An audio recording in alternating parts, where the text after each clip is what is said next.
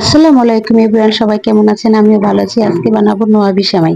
এখানে আমি 1 কেজি দুধ নিয়ে নিয়েছি, ভালো করে জাল করে নিব। কিছুক্ষণ জাল করার পর একটু ঘন হয়ে আসলে তারপরে আমি একটা বাটিতে দিয়ে দিব কাস্টার্ড পাউডার ও সাথে কর্নফ্লাওয়ার পরিমাণ মতো দিয়ে একটু পানি দিয়ে গুলিয়ে নিব। এখানে আমি কাস্টার্ড পাউডার দিয়েছি 2 চামচের মতো, 1.5 চামচের মতো দিয়েছি কর্নফ্লাওয়ার। সবকিছু একসাথে পানি দিয়ে গুলিয়ে তারপর দিয়ে দিব জাল করা দুধের মধ্যে।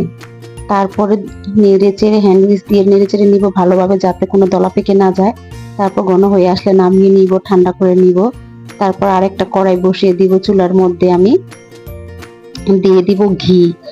ঘি দেওয়ার পরে দিব কাজু বাদাম, কাঠবাদাম, পেস্তা বাদাম ও সাথে কিশমিশ। তারপরেও ভেজে নেওয়া নিয়ে উঠিয়ে তারপর দিয়ে দিব সেমাই। সেমাই ভেজে নেওয়ার পর দিয়ে দিব চিনি ও গুঁড়ো দুধ দিয়ে নেড়ে চেড়ে কিছুক্ষণ ভেজে নামিয়ে নিব।